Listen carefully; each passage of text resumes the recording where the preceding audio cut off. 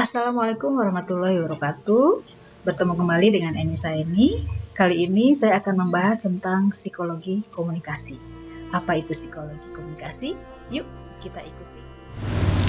Kali ini saya akan bercerita tentang sebuah kisah seorang gadis 13 tahun yang terganggu cara berkomunikasinya. Bagaimana dia bisa terganggu? Inilah kisah Jenny. Jadi kisah ini terjadi di California, Amerika Serikat pada tahun 1970. Ketika itu seorang ibu berusia 50 tahun kabur dari rumahnya setelah bertengkar hebat dengan suaminya. Dia membawa seorang putrinya berusia 13 tahun menuju kantor kesejahteraan sosial. Dan petugas kaget begitu melihat Jane, gadis remaja yang cara berkomunikasinya seperti balita berusia 1 tahun. Awalnya petugas mengira Jenny dianiaya ibunya. Setelah diinterogasi, ternyata terkuak bahwa Jenny yang diperlakukan buruk oleh ayah kandungnya sendiri. Tindakan itu kemudian membuat ayah Jenny dilaporkan ke polisi dan ditangkap. Pada saat persidangan, di hari persidangan, ayahnya Jenny menembak jidatnya dengan meninggalkan sebuah catatan. Dunia tidak akan pernah mengerti. Nah, dari kisah ini, catatan dunia tidak akan pernah mengerti. Bagaimana dia bisa menyatakan seperti itu ketika dia sendiri tidak pernah melakukan komunikasi dengan orang-orang di sekitarnya? Karena manusia pada dasarnya adalah tidak bisa tidak berkomunikasi. Mari kita bahas tentang komunikasi psikologi. Ini ada 2 kata, ada komunikasi, ada psikologi. Nah, kita coba telah dulu apa yang dimaksud dengan komunikasi. Komunikasi itu adalah peristiwa psikologi dalam diri masing-masing peserta komunikasi. Psikologi komunikasi itu mencoba menganalisa seluruh komponen yang terlibat di dalam proses komunikasi. Pada diri komunikan, psikologi menganalisa karakteristik manusia komunikan serta faktor-faktor internal maupun eksternal yang mempengaruhi perilaku komunikasinya.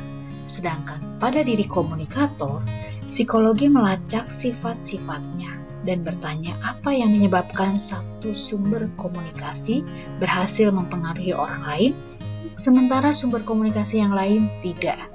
Jadi, pengertian psikologi komunikasi itu kita ambil dari kata psikologi, berasal dari Yunani atau psyche, yang artinya jiwa, dan logos yang artinya pengetahuan. Jadi, komunikasi adalah suatu proses memberikan sinyal menurut aturan tertentu sehingga dengan cara ini suatu sistem dapat didirikan, dipelihara, dan diubah. Dengan definisi ini maka komunikasi dipandang sebagai sebuah proses. Sedangkan kata signal maksudnya adalah signal yang berupa verbal dan non-verbal yang memiliki aturan tertentu. Pernyataan ini diambil dari Abu Ahmadi dalam bukunya Psikologi Umum. Jadi, komunikasi itu sangat esensial, sangat penting. Jenny adalah contoh langka tentang manusia yang tidak terpapar komunikasi sejak kecil. Jenny tidak mengenal lambang-lambang sebagai alat komunikasi. Perkembangan otak dan mentalnya terhambat.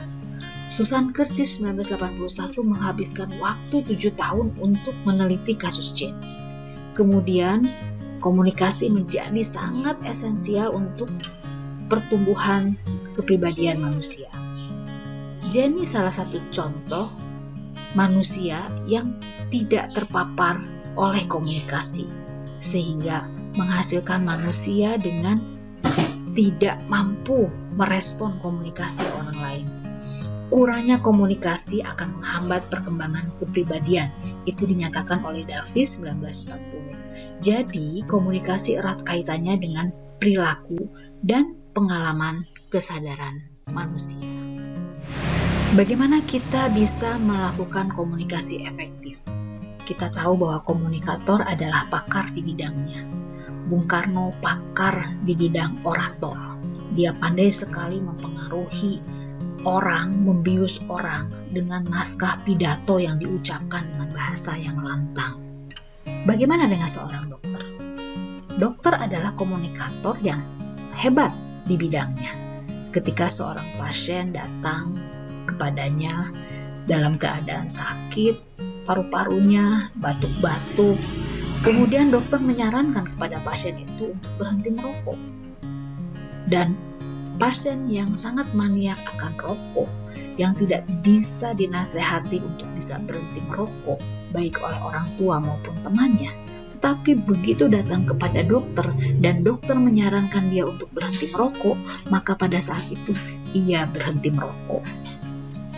Artinya, di sini terjadi komunikasi efektif yang menimbulkan satu, pengertian, saling pengertian. Yang kedua, kesenangan. Si pasien senang mendapatkan nasihat. Dan dia senang juga bahwa dengan dia mengikuti nasihatnya, dia berharap akan sembuh dari penyakitnya. Kemudian dia akan terpengaruh sikapnya untuk mengikuti saran dan nasihat dari dokter. Kemudian terjalin hubungan yang baik, komunikasi antara pasien dengan dokter, yang akhirnya juga akan mengubah perilaku maupun tindakan pasien tersebut setelah melakukan komunikasi dengan dokter tersebut. Dokter di sini adalah komunikator yang hebat, komunikator yang pakar di bidangnya, dan dia bisa mempengaruhi orang lain seperti halnya Bung Karno dengan pidatonya yang mampu menyulut emosi para pejuang 45 kita untuk berjuang merebut kemerdekaan.